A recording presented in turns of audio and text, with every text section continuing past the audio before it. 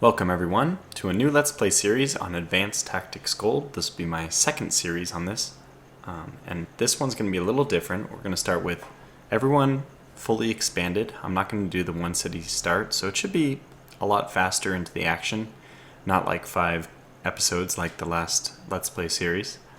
And on top of that, I've started with 4 AIs, and definitely there will be some AI on AI action. We're especially going to see that in the east. Let me just start off by describing how the setup of this map works. I originally was the Chinese regime, but I switched over to the Americans just by editing things in the map editor before I began the game.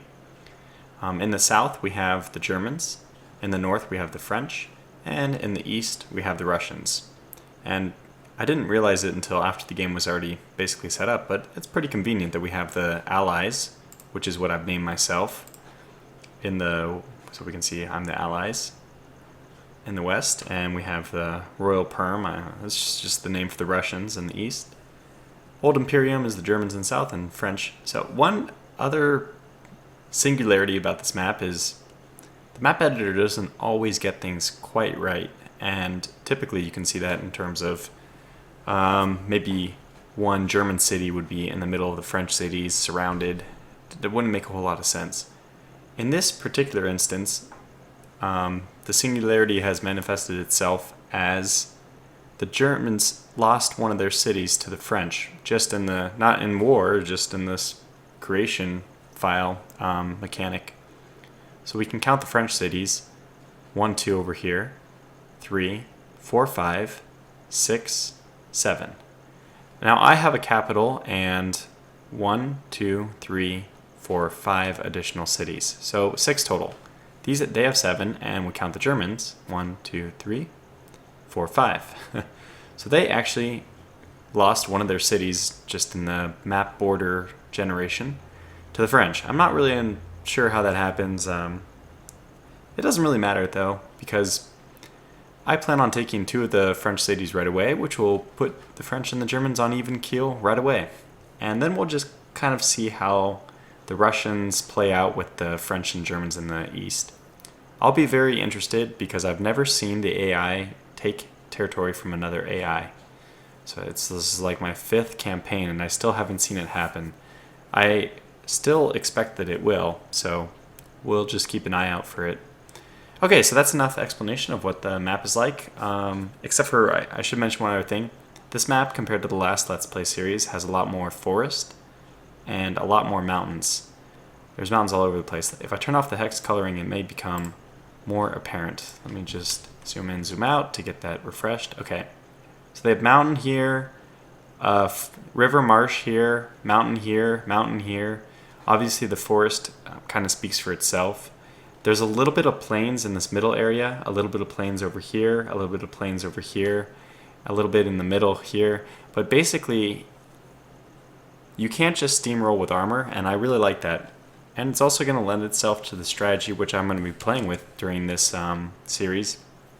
I switched myself from the Chinese over to the Americans because I want to take advantage of the Allies, the Anglo-Saxon regime. Their special unit is the Ranger. If I just go to the Rifleman, which is your standard infantry unit, I'll compare it with the Ranger so we can get a comparison with what this is. Basically, everything is the same. The Ranger is still supposed to be just kind of like a normal rifle unit. The exception is that they have higher entrench power, and I think that there's one mechanic which is not being shown here, which is morale. So the morale of Rangers is supposed to be much, much higher. Now, I'm not entirely sure how morale plays, like what morale does really. I think that it increases or decreases your chance of taking casualties in combat, which means that Rangers should stay in combat longer, which means they can contribute more damage. And since they're less likely to take damage, I don't know, that just makes them stronger. I don't think, like I originally thought, that it increases their ability to regenerate readiness. So that's what I originally thought. But otherwise, you can see that there's no difference. The only other difference is that they entrench themselves faster too, which is not going to be very important at all. Everything else will be the same. You can see the movement costs are all the same. Okay, so that's enough about Rangers, but we'll be talking more about them soon. And let's see. Did I load the incorrect game here? Okay, this is fine. Basically, I started off... I've already started to kind of group some of the units together, but it's fine. The work that I've done, I can easily just demonstrate to you. So basically, every city starts with... do I have one left over? Yes, I do. Every city starts with this mechanic. It starts with 3 of these units, 15, 5, 2, 1. Starts with 3 of those, and then it also starts with 1 engineer, which I've already moved out of the cities. So what my plan is to consolidate these units into 1 unit, and then take the submachine guns out, because the submachine guns are very like landscape dependent. I don't want my submachine guns fighting in the open because they take a minus 25% penalty, and all the places where they don't take a minus 25% penalty, except for swamps, they actually get a 25% bonus, which includes in the forest and also in the any city kind of hex. So I'm going to separate my submachine guns so that I make sure to utilize them only where they're more combat effective. So I've been doing that by hitting T to transfer to another unit and just doing transfer all for the time being. Then just hitting escape and clicking on the next unit, transferring all again, and transfer all again. That leaves me with 3 blank division cards or division markers. And these, if I was to hit N or press this, we would see that a formation does cost 1 political point, which is kind of like your research resource. It does cost 1 political point to create. So having less larger units, less larger divisions will, in a sense, save you a little bit of political points, but obviously it makes your army a little less, it's more, what's the way of describing this? I mean, it's more granular, right? if you can have more units, you can move them around in a manner, I'm not really doing a very good job of describing it, but I hope you just understand that, the more divisions, if you have 5 divisions of 10 riflemen versus 1 division of 5 riflemen, or 50 riflemen, you can do more with the 10, moving them into different places. And even we can just take this as surrounding a unit and attacking from 3 sides gives you a combat bonus. So this is just one reason why. But if you have enough units to cover the front, then there's no sense, like having 2 units attacking from 1 hex or having 1 unit attacking from a hex, there's no difference. So we just basically want, I'm going to choose an infantry size of around 50, because that's what I think I'm going to want. So this is kind of a good example, a 45-6-3. That's kind of the size I'm looking for. This one we just made is going to be a 60-8-4. That's fine for now. Let's also transfer the submachine guns back out, like I was talking about. Transfer. Okay.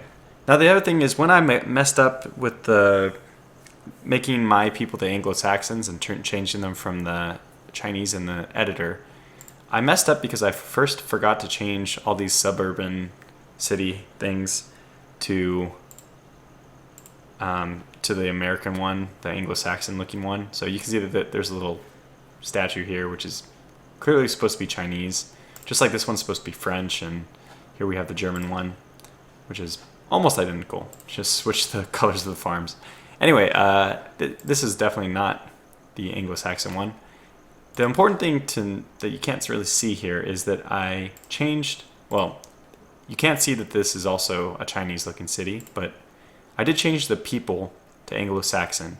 It's important if you want to do that, because if you don't, what's going to happen is you won't have any production from your cities. A regime can only produce troops from a city of its own people type. If you capture an enemy city or a city with a different people, you only get political points from it, and it costs twice as much to produce a single political point. So it's not, they're just seriously, significantly worse than your own cities. Because you need troops, right? And you can build factories in this game, but the factories will only produce mechanical objects. They won't produce people. So you would never be able to get more riflemen if you lose all of the cities of your people type. Okay, that all being said, there is one other mechanic I want to show off here, which is I had to create these headquarters. And here we have Dwight Eisenvalue, and we have John Newton, I think. Yep. And those guys will be subordinate. So this one will be my northern headquarters, and Eisenvalue will be my eastern headquarters. And what I'm planning on doing, whoop, he's not quite there yet, so let's click on him to rename him Eastern. My battle plan moving forward is to have 3 headquarters subordinate to my main headquarters. So if I go to order of battle, I have my Supreme headquarters by Daryl Mack, and then I'm going to have these 2 headquarters subordinate to that. I plan on eventually adding a 3rd when I need it, and I think this map can be roughly divided into 3 sections: a top 3rd, a middle 3rd, and then a bottom 3rd. If I end up needing more than that, I can always get a 4th headquarters and then just do bottom quarter, second quarter, third quarter, top quarter, you know. But I'm guessing 3 will be enough. So that's quite a bit of talking about all the setup. Let's just keep going here. I don't plan on doing anything for my first turn other than setting up. My overall plans are to take Nîmes and Coutances. I should already apologize for my pronunciation of all the French, German, and Russian cities. Okay, like Bristol, York, these are ones I can more or less get correct, but not so much when we move into the foreign languages. So, all right. Oh, yes, I wanted to talk about models as well. Not the attractive people who put on clothes, but I have this basic infantry model. I just show how to make another one. Eventually I'm going to want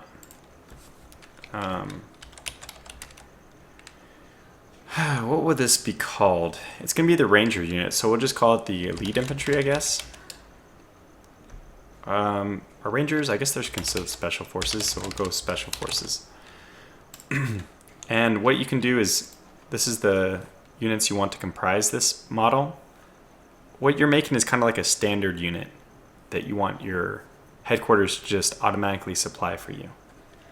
So I'm going to change this type of formation to a ranger one. You can't see it, there's a little pop-up which appeared here. My capture software doesn't capture it though. Anyway, we're also going to set the quantity to 50 instead of 1. I think 50 is a good number. So we have 50 rangers, and that's how you set up your model. I eventually will probably have machine gun infantry, and I'll have city garrisons because we'll want submachine guns for that. Okay, but anyways, after we set that up, all we need to do is go to any unit and click on this change model of the unit, and we can select a unit type. Now, I don't want this one to be anything particular yet. Typically what I want for the beginning is, since we have so many rifles, now I'm not creating more rifles, but my main headquarters here has 220 to start with. And that's, well, quite a lot. So let's go ahead and move those around. I think actually, this is a Bristol. Did I already make, I thought I already made some headquarters. No, I haven't. Okay, well that's fine. Let's, I mean, not headquarters, units. Let's go ahead and make one now. Click on this unit, select model type, and we'll do basic infantry. Now this means that this unit is going to try to get supplied. One thing I forgot to do is I want to set the NATO type for this to be infantry. And I think for the special forces, what will we do? Maybe this heavy bordered. I'm not sure if we'll be able to distinguish those very easily. I could always do, I don't know what, okay, that's parachutes. I don't really want to, I might actually have a parachute unit eventually. Well, whatever, we'll just use the parachute unit. They'll be on my special forces icon. That's fine. All right, so we have our first basic infantry. And what's going to happen now is my Supreme headquarters, well, how it works first is this unit, noticing that it's not at its desired unit amount, of course it's at 0, so of course it's nowhere near 50. It's then going to request 50 infantry from its immediate headquarters, which is the northern HQ. But this HQ doesn't have any riflemen. So that means that first, once the request gets passed to this headquarters, it's immediately going to pass that request to its superior headquarters. And on and on. I think you can only have 2 tiers of headquarters. So first, second, third. That's 3 tiers. But 2 intermediate tiers. That means that the request is going to go to the supreme headquarters. It's going to say, okay, I can give you 50 riflemen. The 50 riflemen will, on the next turn, only go to the local headquarters. So it takes 1 turn for the forces to travel per headquarters. So what's the advantage of doing this rather than just clicking on the supreme headquarters, hitting T to transfer, and using rail capacity, using your... Oh, I don't want to transfer that. I do want to transfer. I need to select a target. So let's just say I wanted to get this. If I wanted to transfer directly to my first basic infantry, I could do it directly using rail capacity. And if I did this, well, let's just, I can demonstrate with maybe 30 of them. What happens is this unit that now has 30 which are at a readiness of 25. However, what I've noticed, and I'm not sure if this is by design or not, but I've noticed that when you have your headquarters deliver the units automatically, they don't get this readiness penalty. So we're going to try to take advantage of that. So I'm not going to do any more transferring like that. I'm just going to let the headquarters automatically transfer things. Now the first turn I'm kind of messed up and I'm not expecting the French to immediately come after me. Although I probably should make an effort to defend this oil. So I will move 1 unit over there. Okay, that's fine. And actually we kind of pushed our borders forward a little bit. And that's fine with me. Yeah, so then these guys were all going to be subordinate to this red headquarters. Yeah, I think even the... I think even the submachine guns should also be. Okay, we have another blink. These blinks are basically just saving me 1 political point. Eventually I won't need to make a new division to get more units over here. But I think I will actually make one of these also a basic infantry, which means that the superior headquarters will be transferring a lot of its own troops around. So I have enough for even a 3rd one. Because I know that some of the 190 that are left are going to go to the 20 we're missing in here. So I can get 3 out of it. Let's see. I think I'd rather have the units up here. So let's get this one to also be that model.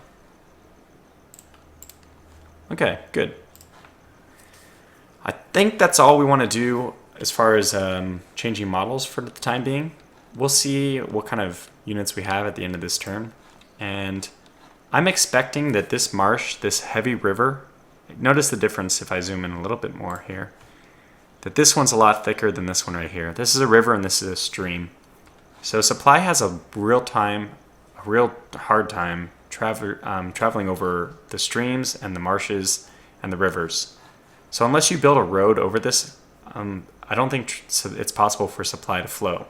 Which means if the Germans do try to attack into my capital area from this area, they're going to have supply problems, and I just don't expect that they'll have any fighting strength.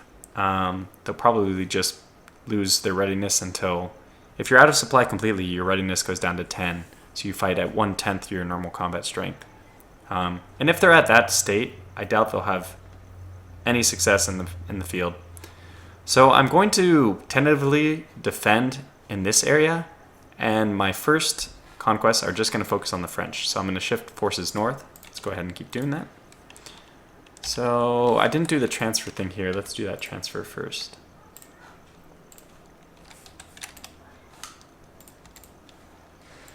Transfer all, and now transfer some machine guns back. Good. And I think that I'm just going to move all of my infantry forward. There's no reason for these to stay in Liverpool. Oxford is the exposed element. And we're going to have a lot of warning if any enemy units are coming, because we have a lot of territory that they'll have to invade. And I will see them capture it.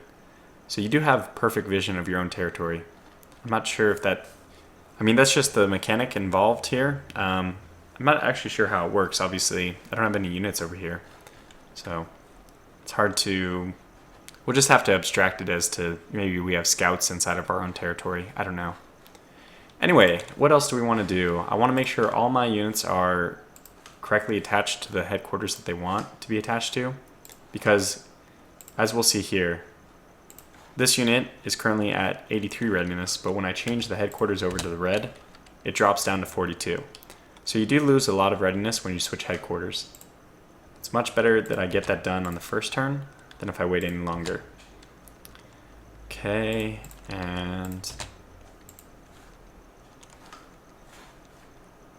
that's probably all I want to do for this turn. And next turn, what? Well, let's see. Do I want to move any submachine guns out? Or not submachine guns. I definitely want my submachine guns to defend my capital city. If we look at production, just a quick aside, capital cities produce about 2.5 times what a city produces. So a city has 8,000 points, but a capital has 20,000. So, I mean, it's not about, it's exactly 2.5 times. So you definitely don't want to lose your capital. Besides which, it's also worth more victory points. 4 victory points versus 1. So it's 4 times more important if you're looking at victory points. Okay, so yeah, I will move these infantry out. We'll probably just expand over here. And these guys will also, why don't I just immediately attach these to Dwight Eisenvalue as well. Now to start with, I'm going to have these really low staff values. If you see this value, you have staff value of 36%. That means the 10 staff I have are insufficient. I probably need 30 staff to have enough staff for all the units that my headquarters is commanding. It's probably much worse for these guys. Oh, it's 46 here, but this red unit, Eisenvalue has taken on quite a few people, so he's at 25. It's not going to be important because it only affects my combat stats, and I'm, again, not expecting to be in combat in the very beginning. But it's something to pay attention to later on. I'll have to create more staff and spread them about. For now, I'm more interested in just raw combat units because for readiness issues. Your units, when they're transferred around, they take readiness hits. But staff that are at lower readiness, I think they still staff just as effectively. So it's not as big of a concern. All right. I can strategic transfer this unit because it's totally blank and it won't cost any, we can see that it won't cost any rail cap to go anywhere along this railroad. So I think I'm going to move this one up to the yellow. We'll do the strategic transfer here and then headquarters it to this unit. Great.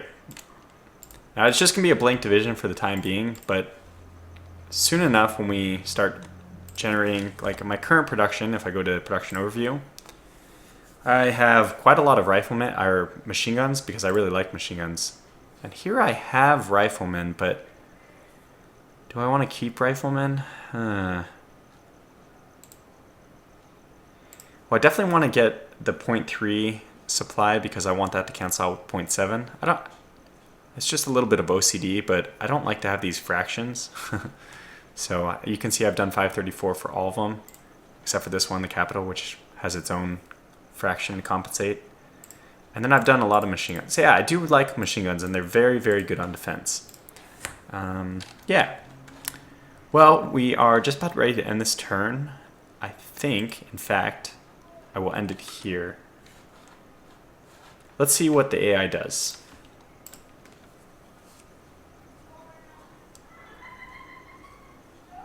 Probably nothing I'll be able to see. Oh, we were able to see some French forces. They did come forward.